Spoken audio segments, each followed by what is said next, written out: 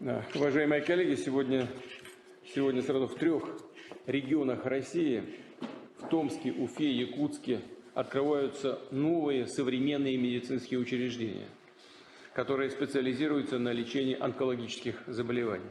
Это еще один шаг к повышению доступности, эффективности такой помощи, а значит, сбережению жизни и здоровья наших граждан. Я хочу поблагодарить всех, кто принимал участие в создании и оснащении этих комплексов. А такая работа идет у нас во многих регионах Российской Федерации, практически по всей стране. Так, на прошлой неделе, как вы знаете, посещал новый онкологический центр в Калининградской области. И только что вот здесь посмотрели Тульский онкоцентр, который был открыт совсем недавно, в конце прошлого года. И что сразу обращает на себя внимание, значительная часть оборудования, онкологическое направление сегодня одно из самых сложных, высокотехнологичных в медицине. Так вот, значительная часть оборудования именно отечественного российского производства. Вот как главврач отметил, высокое качество и удобство применения, в общем, дают основания полагать, что мы в правильном направлении двигаемся. Причем, хочу еще раз подчеркнуть, не только здесь, но и в Калининграде мне говорили то же самое. Полностью отвечает самым передовым требованиям. Напомню, что запустить общенациональную программу по борьбе с онкозаболеваниями как одну из главных задач в здравоохранении, мы с вами об этом говорили еще в 2018 году. И такая задача работать в усиленном режиме по этому направлению была поставлена в послании 2018 года. Был сформирован тогда и соответствующий федеральный проект. На его реализацию суммарно направляются значительные ресурсы, почти триллионы, свыше 960 миллиардов рублей. По 2024 год включительно. Одна из важнейших задач и в рамках действующего федерального проекта и на перспективу – это повышение эффективности диагностики. И мы все понимаем, даже и не специалисты в этой сложной сфере, все понимают, что именно раннее выявление, своевременное начало лечения позволяет победить многие виды этого заболевания, сохранить и продолжить жизнь, качество жизни. В этом плане уже многое сделано. Обследования на наиболее распространенные виды онкологических заболеваний включены в программы диспансеризации и профилактических осмотров. В регионах страны открыто уже более 500 центров амбулаторной онкологической помощи, где можно пройти весь комплекс исследований, а в дальнейшем при необходимости и амбулаторное лечение. Создано и действует 18 референс-центров, которые на высочайшем научном уровне помогают уточнить диагноз, найти оптимальные методы лечения. И вот здесь тоже главврач говорил, хочу поблагодарить Министерство здравоохранения, и руководство правительства за то, что создаются условия для постоянного обмена опытом с ведущими нашими онкоцентрами, с тем, чтобы коллеги на местах могли бы в оперативном режиме, практически в режиме онлайн, советоваться с коллегами в ведущих наших лечебных заведениях. В целом модернизируется вся система онкологической помощи. Идет большая работа по обновлению материально-технической базы федеральных и региональных клиник. Строятся, реконструируются профильные медицинские организации и учреждения. Усовершенствована система диспансерного наблюдения. Внедряются современные протоколы и стандарты лечения. Хотел бы повторить, сделано немало и определенные позитивные тенденции мы видим. Доля онкологических заболеваний, обнаруженных на ранних стадиях за время действия федеральной программы, возросла, а смертность снижается. Да, пока, может быть, это еще такие скромные цифры, но это совершенно очевидный факт, и нужно сделать все для того, чтобы эту тенденцию и сохранить, и нарастить. Особо отмечу позитивную динамику в лечении детей, столкнувшихся с тяжелыми недугами. Но задача, безусловно, перед нами стоит сложная. а точнее сказать, этих задач много. Важно и дальше работать над повышением доступности онкологической помощи. Делать все для того, чтобы диагностику, а если это по медпоказаниям возможно, и лечение, человек мог получить быстро, качественно, эффективно и желательно на том месте, где работает. Потому что, мы прекрасно понимаем, чем быстрее, тем лучше. А если связано с какими-то переездами, с ожиданиями, состоянием в очередях, это к тяжелым последствиям приводит. Но, повторяю, в целом задача решается, и деньги, которые мы выделили, тратятся и тратятся рационально. Я просил бы министра здравоохранения Михаила Альбертовича высказаться. Передаю вам слово.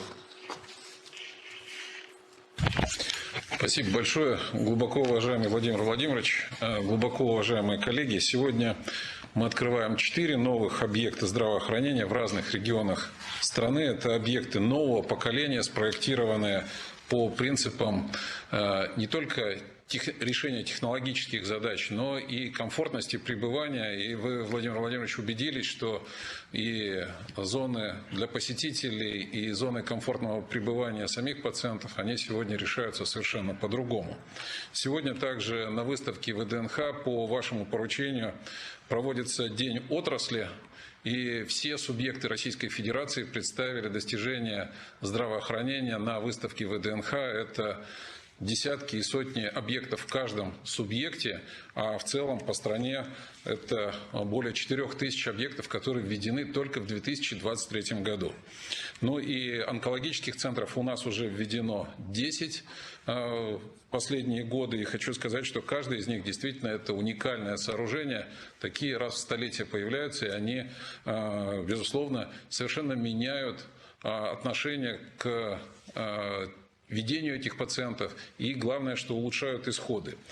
Сегодня хочу отметить, что за последние 5 лет нам удалось обеспечить прорывные результаты и закрепить положительные тренды. Мы уже докладывали вам по данному направлению, но хочу отметить, что с момента последнего доклада также показатели улучшились. Прежде всего возросла скорость и качество диагностики. Более 60% опухолей сегодня выявляются на 1-й и 2-й стадии. И прогноз, конечно же, как вы отметили, максимально благоприятный. Сегодня система оказания медицинской помощи пациентам с онкологическими заболеваниями реализуется в профилактическом направлении. Именно профосмотр и диспансеризация позволяют выявить заболевания на бессимптомном еще этапе и своевременно начать лечение. В прошлом году более 90 миллионов человек прошли профилактические осмотры. И в прошлом году мы нормативно закрепили еще одну инновацию. Это возможность проведения профилактических осмотров и диспансеризации мобильными бригадами непосредственно в трудовых коллективах, на рабочих местах. И Министерство промышленности и торговли по вашему поручению поставляет нам сегодня специальные автомобили, укомплектованные для этой работы. У нас сегодня уже снизилась на 17,5% одногодичная летальность, более чем на 8% увеличилась 5-летняя выживаемость. Безусловно, увеличивается ожидаемая продолжительность жизни, а поэтому встречаемость и люди сталкиваются с онкологическими заболеваниями, поэтому максимально возможность сегодня именно диагностировать и лечить это заболевание у системы здравоохранения появилась. Хочу отметить, что мы создали 534 центра амбулаторной онкологической помощи. По плану у нас было 500, но увидели, что это направление очень хорошо работает, и население воспринимается приближение именно онкологической помощи к месту проживания, и сегодня уже этих центров открыто 534, повторюсь. Также хочу отметить, что в новые условия и работа на новом оборудовании привлекает и врачей. Сегодня количество онкологов, в том числе в детских организациях, увеличилось на 25%, и возросло практически в 1,5 раза количество радиологов приходящих, гематологов увеличилось на 8%. Но и врачи-морфологи, которые занимаются диагностикой, также приходят сегодня в это направление, в эту отрасль. Совместно надо сказать, что с регионами мы развиваем направление в новом ключе. Это и цифровые технологии, которые позволяют анализировать. Хочу отметить очень позитивный опыт Москвы, которые вместе с нами сегодня анализируют и схему лечения, которую мы применяем, эффективность лечения, в том числе разрабатываются и новые методы цифрового распознавания изображений, в том числе микроскопических, которые улучшают качество диагностики. Хочу также отметить, что профессиональная переподготовка – это ключевой элемент. Новое оборудование, новые технологии, более 30 тысяч специалистов ее прошли, и курация, вот как и коллеги отмечают сегодня, федеральными учреждениями всех регионов осуществляется в ежедневном режиме. Это и телемедицинские консультации, выезды специалистов, включая в новые территории.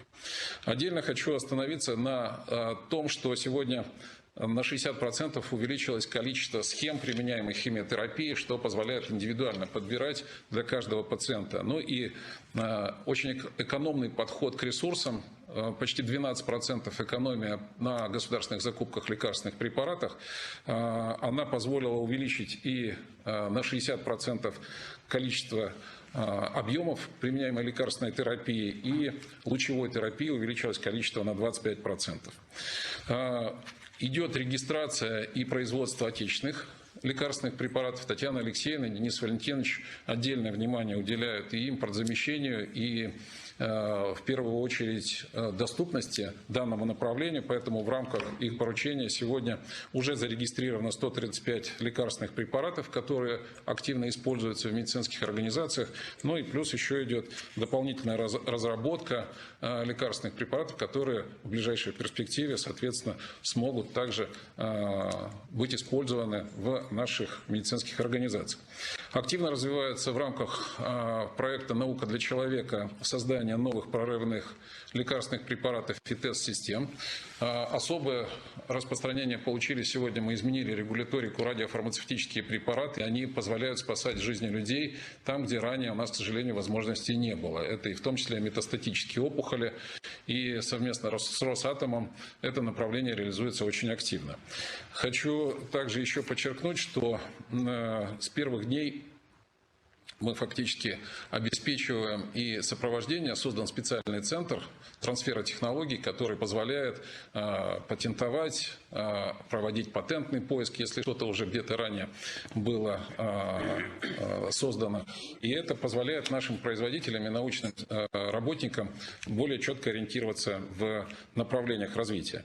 Ну и по вашему поручению реализуем программу отдельно в новых субъектах.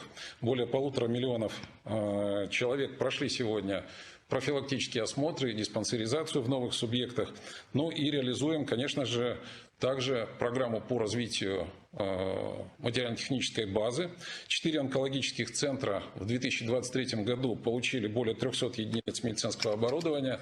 Сумма была выделена более 600 миллионов рублей. На этот год запланировано еще 190 единиц поставить, и плюс еще региональные средства будут на это привлечены.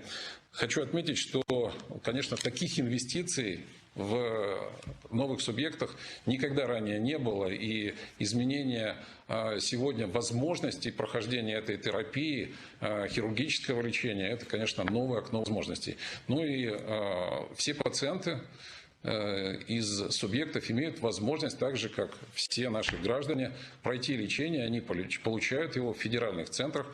В прошлом году это более 2000 человек, которые получили помощь в федеральных центрах. Поэтому вся система здравоохранения, она фактически выстроена в уровневом режиме и обеспечивает возможность получения в соответствии с диагнозом медицинской помощи.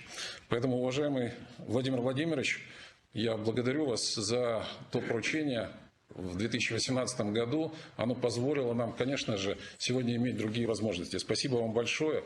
И сегодня коллеги продемонстрируют, как это реализуется, какие учреждения. Но это, конечно, просто совершенно другой подход к решению задачи. Спасибо вам большое. Доклад закончен. Спасибо.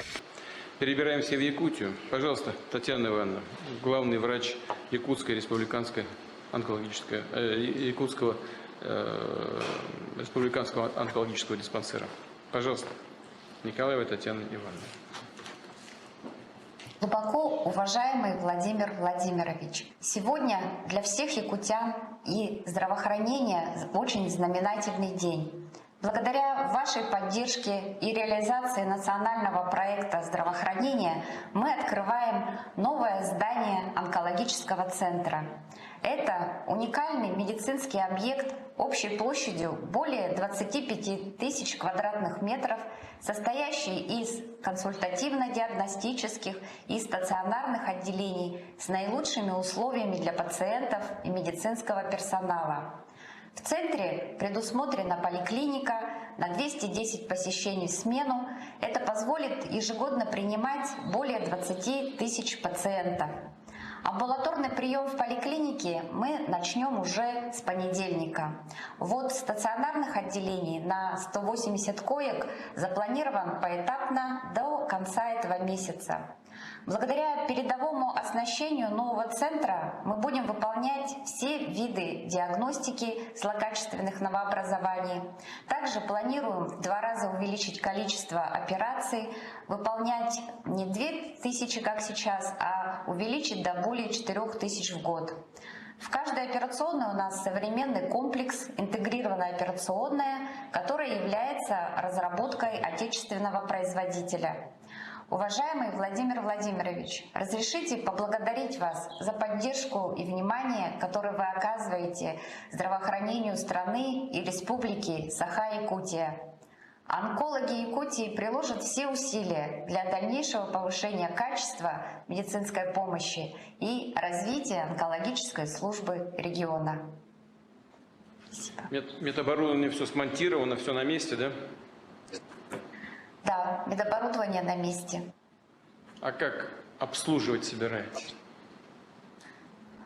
У нас подготовлены специалисты, есть выделены штаты для технического центра, есть свои собственные медицинские инженеры, которые и еще у нас будут заключаться еще договора на обслуживание медицинской техники. Татьяна Ивановна, удачи, поздравляю вас. Спасибо. Спасибо большое. Айсен Сергеевич, пожалуйста. Добрый вечер, уважаемый Владимир Владимирович. Добрый вечер, уважаемые коллеги. Сегодня для Якутии, вот как и для других здесь присутствующих регионов, безусловно, важнейший исторический день. И мы от всего сердца, Владимир Владимирович, благодарим вас за ту поддержку, которую вы оказали нам на всех этапах, поддерживая строительство онкодиспансера. Оно началось благодаря вашему поручению. За эти годы вложено 9 миллиардов, из них 7 миллиардов 600 миллионов федеральных средств, 1 400 000 из бюджета Республики Саха-Якутия. И сегодня у нас появился, вот как Михаил Альбертович сказал, современнейший высокотехнологичный онкологический центр, в котором якутяне могут, не выезжая за пределы региона, получать самую эффективную помощь в борьбе с этой страшной болезнью. Вообще, Владимир Владимирович, за последние годы здравоохранение Якутии, благодаря вашей поддержке, поддержке правительства страны, сделало колоссальный рывок вперед. За последние только вот несколько лет введены крупнейшие перинатальный, кардиососудистый и сейчас вот онкологический центр, которые стали каркасом новой высокотехнологичной медицины, медицины 21 века для якутян. А для наших районов сегодня появляются другие возможности. При поддержке Минздрава России мы ввели ровно год назад, именно в этот день, программу «Мобильный доктор», чтобы в труднодоступные арктические территории из Якутска, где мы создали специальный центр мобильной медицины, вылетали бригады и на месте проводили диспансеризацию, углубленный осмотр жителей Арктики. И вы знаете, Владимир Владимирович, вот сегодня за год 60% жителей Арктики получили уже вот такие услуги. У людей просто колоссальные положительные отзывы именно об этой программе, которая поддержана, еще раз хочу подчеркнуть, Минздравом России. А сейчас с появлением новых возможностей у нашей онкологической службы, конечно же, мы сможем для всех жителей, в том числе вот труднодоступных наших территорий, уже обеспечить раннюю диагностику, выявление и борьбу с этой страшной болезнью. Уверен, что вот вся наша работа совместная будет давать хорошие плоды. Уже сегодня, Владимир Владимирович, в конце 2023 года продолжительность средней жизни в Якутии впервые в истории превысила среднероссийскую. И уверен, что и дальше при вашей самой широкой поддержке и здоровье, и благополучие и якутян, и всех россиян будет только улучшаться. Огромное вам спасибо и еще раз всех с праздником. Александр Сергеевич, вам тоже спасибо за поддержку всех этих проектов. Мы знаем с вами, что главная задача, уже об этом говорилось, сбережение народа России, сохранение здоровья, увеличение продолжительности жизни. То, что в Якутии вы добились такого положительного интегрированного показателя, как продолжительность жизни, которая стала выше, чем средняя по стране, это здорово, я вас поздравляю, это просто реальный результат. Но мы знаем, у нас здравоохранение развивается по всем направлениям. Вот, что касается нового образования, у нас большой проект. То же самое мы все время говорим по сердечно-сосудистым заболеваниям, по развитию первичного звена здравоохранения. Ни в коем случае нельзя забывать про это направление, важнейшее направление. Потому что здесь-то все и начинается, все здесь сконцентрировано, и первичная диагностика и так далее. Мы много раз говорили, с Татьяной Алексеевной тоже, диспансеризация хорошо, и мы будем продолжать. Но нужно реагировать на результаты этой диспансеризации. Нужно, чтобы у нас были технические средства, чтобы кадры были готовы. Надо работать по всем этим направлениям. Работа очень большая. В целом она движется хорошими темпами в нужном направлении. Надеюсь, так и будет. Что касается этих центров, которые мы сегодня открываем, конечно, вот еще совсем недавно считалось, что, как выявили злокачественное образование, все это приговор. Сегодня это уже не так. Вот надо посмотреть только по детской гематологии, по онкогематологии, что там революция произошла просто. Просто революция. И это в значительной степени благодаря тем людям, которые самоотверженно работают на этом поприще. Днем и ночью думают об этом, добиваются результатов. Огромное спасибо. Вот по этим центрам, конечно, слова благодарности всем, кто занимался этой работой. В центре, кто организовывал эту работу, на местах, кто поддерживал. Вовремя там землю выделял, средства какие-то обеспечивал, решал проблемы, связанные с жильем, с обеспечением, другими вопросами социального характера. Все это чрезвычайно важно. Все это только в комплексе дает нужный результат. Только совместная работа его приносит, этот результат. И так что всех хочу поблагодарить, от строителей до медиков. Всех поздравляю и желаю всего самого доброго. Татьяна Алексеевна и Михаил Альбертович, вот у меня сейчас была встреча с теми, кто работает в рамках Народного фронта, с сотрудниками и инженерами, рабочими оборонных предприятий, волонтерами, с медиками, которые работают для того, чтобы оказать помощь нашим ребятам в зоне специальной военной операции. Несколько вопросов по вашей кафедре. Я сейчас просто обозначу два из них, а потом попрошу в Москве уже доложить отдельно. Первое – это Гречко Андрей Вячеславович, он директор Центра реаниматологии и реабилитологии, федеральный центр, вроде как его написано в его визитке. Поставил вопрос о создании центра, прежде всего, это касается детей тоже, в той области, которой он занимается, это нейрохирургия. Отдельно поговорим, и я прошу Михаила Альбертовича тогда найти его, коллеги помогут, и переговорить с коллегой. И второй вопрос, связанный с уровнем оплаты труда водителей медицинского транспорта в Донецке. Там доктор из Донецка выступала, говорила об этом. Сейчас обсуждать не будем, просто я прошу вас доложить, какие здесь есть предложения. Надо их поддержать. Люди работают в очень тяжелых условиях, связанных с опасностью для жизни. Знаю, медперсонал одно, технический персонал другое, тем не менее пообсуждать нужно. Ну и вообще я вас прошу, знаю, что мы помогаем и будем помогать, и есть соответствующая программа помощи и поддержки медучреждений, медработников на Донбассе и в Новороссии. Но давайте вернемся к этому еще раз. Татьяна Алексеевна, вы услышали меня? Владимир Владимирович, добрый вечер. Я просто сразу хочу сказать, я видела вашу встречу по Донецку. Там вопрос решен. Правительство приняло 18 января соответствующее постановление, и доплаты водителям скорой медицинской помощи будут. О размерах мы вам тогда доложим, как вы сказали, во время возвращения уже в Москву. Хорошо, спасибо. Ну а по поводу этого центра нейрохирургии, ну, Михаил Ибрагимович, вы найдите, пожалуйста, вот, Андрея Вячеславовича, поговорите с ним, потом доложите и Татьяне Алексеевне, и мне тоже позвоните, пожалуйста, и скажите ваши предложения, сформулируйте их. Хорошо? Да, я с ним знаком, Владимир Владимирович. Да, 2 дня рабочих, и мы все доложим. С экспертами вместе посмотрим. Спасибо. Спасибо. Всем спасибо большое. Удачи.